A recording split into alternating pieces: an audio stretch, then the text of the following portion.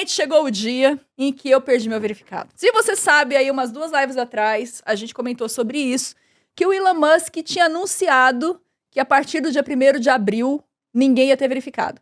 Mas o que acontece? Ele demitiu boa parte do time dele e não tinha mão de obra para tirar todo mundo no dia 1º de abril. O pessoal começou a falar, não, porque era o dia da mentira. Não, porque ele falou isso antes do dia 1º de abril, entendeu? Então, assim, foi falha na estrutura dele mesmo. E alguns perderam no dia 1º de abril, outros foram perdendo no decorrer do mês, mas ontem parece que finalmente todos caíram. Todos os verificados, inclusive o meu, do Leon. E eu até comemorei. Eu falei, eu nem lembro o que eu falei, mas eu falei, tipo, agora. Até comemorei, eu nem lembro, mas. Eu falei alguma coisa tipo assim, agora ninguém mais vai saber que eu sou eu, né? Porque era essa a finalidade do verificado. E quando você vai ver nos comentários, ou dos RTs comentários e tudo mais, você vai ver gente ligando essa reclamação que várias pessoas fizeram com relação ao verificado da página a ego. O lance é o seguinte. O que tem de gente que se passa, vocês são testemunhas disso. Às vezes vocês estão jogando numa plataforma e entra alguém com o nosso nome. Quantas mensagens eu recebo de Nilce, você estava jogando Gartic nesse dia porque entrou uma Nilce Moreto com seu nome, Nil Moreto com a sua foto. Porque é isso, é como a gente tem visibilidade, o que entra de gente usando o nosso nome nas redes sociais não tá escrito e não tem como a gente controlar isso. Uma forma de controlar era o selo de verificado, porque você batia o olho lá, a pessoa tem autenticidade, igual o canal de YouTube, tem o Vzinho, né? Tipo assim, mostra que o YouTube checou nossa identidade, sabe que a gente é a gente. Isso é uma garantia pra quem acompanha a gente, de que tá seguindo as pessoas certas. Esse é o problema. Não tem mais nada além disso. Não é uma questão de ego, pelo menos pra mim. Eu sei que não é, por exemplo, pro Felipe Neto, que foi uma pessoa que se manifestou. Não é pra galera Giovanna Eubank que se manifestou. Mas que tem ego de ter um selinho. Mas é aquele negócio, é porque tinha a ferramenta de aparecer o verificado na aba dos verificados. O verificado, ele tem acesso e consegue responder ao verificado. E eu acho que quem não tinha o verificado, às vezes se sentia um pouco excluído. Mas também tem o lance de que a gente não sabe com quem a gente está lidando. Então, ter o verificado era uma medida de segurança para a gente também se relacionar. Não é nem a questão. Isso daí, na verdade, aí que tá o problema para mim do Elon Musk. Isso dava uma legitimidade para o Twitter como plataforma. Porque você ia lá e você viu o verificado na conta do Trump, você sabia que era o Trump falando. Contanto que a popularidade que o Twitter adquiriu na época do Trump, porque todo mundo ia lá para saber o que o presidente dos Estados Unidos tinha para falar. E tinha essa função na plataforma, claro que guardando suas devidas proporções, para várias outras personalidades, entre aspas. Então o Twitter meio que se tornou, por conta disso, a plataforma na qual você ia para poder interagir diretamente com personalidades. E para isso existia o sistema de verificado. E você sabia que era a pessoa, né? Só que agora ele vai abrir mão disso. Claro que o Musk, ele não é burro, né? Ele tá fazendo um cálculo, que é, vale a pena para ele, em termos de perder essa funcionalidade da plataforma como sendo a plataforma que personalidades usam e que você pode verificar que as personalidades estão usando, para ser uma plataforma na qual ele pode vender um serviço que vai dar dinheiro para ele, que vai dar dinheiro para a plataforma. O objetivo dele é tornar o Twitter lucrativo. Então, ele fez esse cálculo e julgou, tá? Tudo isso daqui não é questão de princípios, é tudo dinheiro, tá, gente? Ele julgou que financeiramente seria mais interessante para ele fazer esse tipo de coisa. Qual que é o lance? Ele podia vender serviço? Pode. Por exemplo, ele promove mais o selo Blue. Ele coloca lá em evidência. Então, para você que é um criador pequeno e tal, e você precisa da rede, você faz dinheiro na rede, eu não faço dinheiro no Twitter. Mas você faz. Para você é interessante. Você podia comprar esse serviço. Eu acho que não teria problema nenhum. Como o Facebook faz. Você pode comprar para ter a sua mensagem divulgada. Você pode promover. E ele podia fazer isso. Ele podia cobrar uma assinatura que desse alguns privilégios para as pessoas sem precisar tirar o selo de verificado. Porque ao tirar a verificação das personalidades que estão lá, ele prejudica a própria rede. Ele prejudica a saúde da plataforma. A grande questão que está acontecendo aqui é que ele provavelmente não conseguiu gerar valor necessário para o Twitter Blue. Por quê? Tem o serviço de assinatura do Twitter Blue que te dá certas ferramentas, né? Por exemplo, se ele oferecesse ferramentas de estatística mais aprofundadas, mas as coisas que ele está oferecendo é coisa tipo, você recebe um número menor de propagandas se você assinar. Menor quanto? Você vai continuar recebendo propaganda. Recebendo. Não é igual o YouTube Premium que você para de receber propaganda, que é tangível o benefício, né? Então, tipo assim, ele não conseguiu dar uma quantidade quantidade de valor necessário para poder fazer um serviço interessante.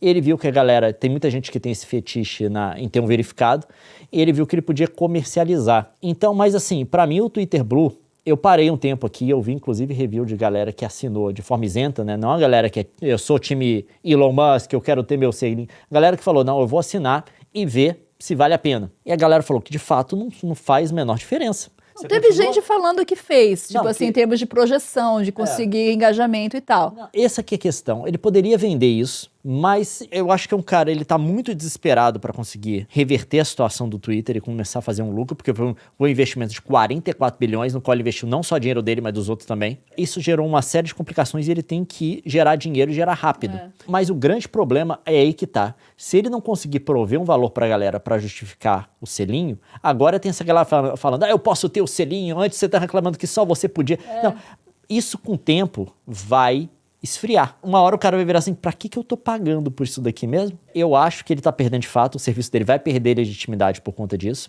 e eu acho que isso, na verdade, mostra meio que um fracasso dele de prover valor pra assinatura do Twitter Blue. Uma coisa que não era paga antes, passou a ser pago. Eu acho que o Twitter vai perder relevância. Não, já perdeu. Perdeu 89% dos anunciantes. Não, sim, isso é uma coisa. 89%. Não, mas eu falo relevância em cima de usuários também. Ele tá empurrando agora esse serviço de assinatura, mesmo que esse serviço não esteja bom. Olha só como é que funciona a lógica da plataforma. Ele precisa vender publicidade ou vender assinatura. Você vai estar lá para consumir conteúdos produzidos pelos outros usuários. Ele tá cobrando por um serviço que quem faz somos nós, de graça. O que, se for parar pra pensar, é uma lógica muito estúpida, né? Tipo assim, o que ele tá provendo? Ele tá provendo servidor de computador. Mas, ao mesmo tempo, ele tá, primeiro, cortando os custos dele. As atitudes que ele tá tomando enquanto presidente enquanto dono do site, vão contra a própria plataforma, que foi feita por nós, basicamente. Por exemplo, saiu aqui, quer ver? Levanta aí o meu Twitter rapidinho. Esse daqui, ó. Você viu esse caso? Cidade de Nova York. Esse daqui é uma conta autêntica representando o governo da cidade de Nova York. Essa é a única conta que é administrada pelo governo da cidade de Nova York. Você pode verificar a identidade confirmando no handle tal, dentro do site oficial. Aí veio um perfil falando, não, você não é. Essa conta é apenas autêntica. Alguém que pegou o handle do governo de Nova York e falou que era. E depois isso aí foi respondido por um terceiro ainda, falando, não, eu que sou. Essa é a confusão, entendeu? Isso aqui você pode usar pra dar golpe, você pode usar pra cometer fraude. Não, e depois disso acontecido, o que ele fez? Ele deu um emblema cinza para a prefeitura de Nova York. Mas assim, ele criou uma solução para um problema que não precisava, entendeu? Ele não precisava ter criado esse problema. Deu a solução para o problema que ele criou. E assim, o lance é fatos. A opinião da gente não interessa, na verdade, o que a gente acha dele como pessoa ou não. O fato é, ele pagou 40 bilhões na companhia. 44. Ele viu que ele estava pagando demais, ele tentou correr dessa compra de todo jeito, e ele não conseguiu por motivos legais, senão ele não teria comprado, aí ele não teve jeito, ele teve que comprar. E ele fez a empresa perder valor de mercado. Ele comprou um produto que pagou mais pelo produto do que valia, e as atitudes que ele está tomando, as escolhas que ele está tendo, estão fazendo essa empresa perder valor de mercado e perder relevância. Isso é um fato. Tem números para provar. Então você pode ser um fã do Elon Musk, pode ser um adorador dele, tá tudo bem, seu direito, cada um adora quem quiser. Agora, o fato é, ele não é esse gênio financeiro, tá? Tipo, ele não é um gênio da iniciativa das finanças, é um fato. O negócio é que os negócios deles que deram certo foram um negócio em que ele conseguiu passar boa parte do custo desses projetos pro poder público. Pro poder público. Todo mundo não entende a biografia dele. Ele não criou a Tesla. Eu não sei todos os detalhes, você aí que é provavelmente biógrafo da vida do Musk vai saber mais que eu, que ele entrou como investidor na Tesla.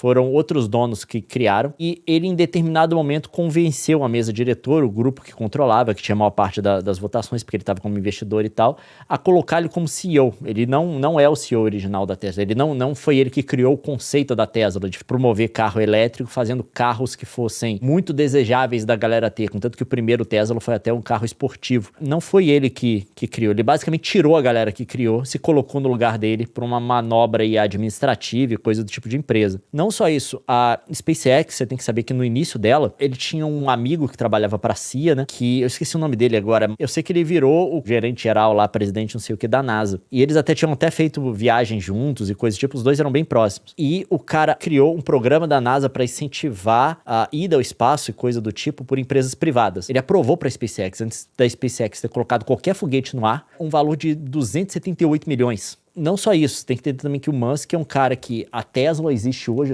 por incentivo governamental. É um cara que pro público conseguiu vender essa ideia do carro elétrico como sendo algo desejável, mas vendeu pro poder público uma noção de que a Tesla seria a empresa que ajudaria nessa transição para o mercado de elétrico. Obviamente, eles conseguiram fazer isso, não tem como tirar o mérito, mas ele só conseguiu fazer isso porque teve uma quantidade de incentivos do governo, de dinheiro do pagador de imposto americano, que foi para ele conseguir fazer o negócio dele. Todos os negócios do Musk, eles são pesadamente financiados pelo poder público. Pesadamente. Aí é fácil fazer sucesso também, né, gente? Não, tipo assim, é uma coisa de você ter os contatos, você ter a relação, você conseguir se vender, estabelecer lábia, Obviamente ele conseguiu fazer isso tudo, sabe? Colocar o foguete no espaço obviamente não é fácil e fazer uma empresa de carro elétrico não é fácil definitivamente. Só que você tem que entender que existe muito mito em relação à biografia do cara, sabe? Como sendo aquele cara assim, ele é meio Tony Stark, o cara que saiu do nada e conseguiu fazer essas coisas sensacionais. Não foi bem assim. Ele é um cara que se vende muito bem e é um cara que criou ramos de negócios que ele poderia se vender para o governo para conseguir basear esse negócio pesadamente em ajuda governamental, tá? Em financiamento governamental, em incentivo governamental. O fato é, depois dessas mudanças, da retirada do verificado, dessa confusão toda que tá armando e das próprias respostas, né, que o Elon Musk tá fazendo, vocês viram a resposta que ele deu pro governo? O governo estava tentando encontrar medidas junto às plataformas com relação ao enfrentamento da violência nas escolas. O que aconteceu? O governo reuniu essa galera lá em Brasília, né, os representantes das plataformas, para terem ações em conjunto, porque você não pode dar visibilidade para essa galera, você não pode deixar que essa galera fale livremente as besteiras que eles falam, que é de atacar a creche, atacar a escola e tudo mais. Isso foi no contexto daquele negócio que eu falar que aconteceu o treco no dia 20 lá, que foi ontem, né? Que muita gente ficou apavorada. Tava tendo um terrorismo no Brasil da galera avisando que ia usar esse dia para promover ataque em massa.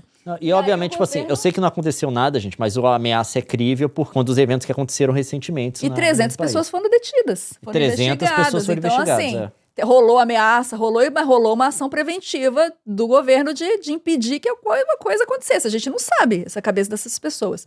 Mas e o que acontece? A advogada do Twitter, o representante do Twitter, não sei se é advogado ou não, falou que o Twitter não ia tomar nenhuma providência.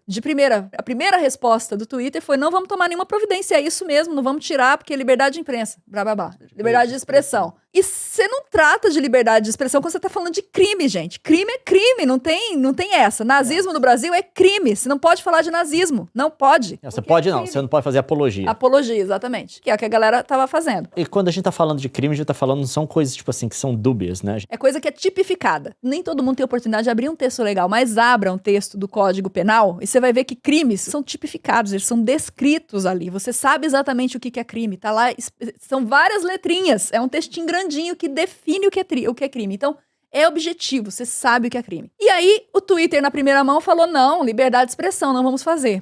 O governo falou: então nós vamos pressionar vamos botar na justiça, né? Vai ser na justiça o negócio aqui. E ia colocar sanções. E aí eles recuaram e falaram: não, a gente vai fazer sim.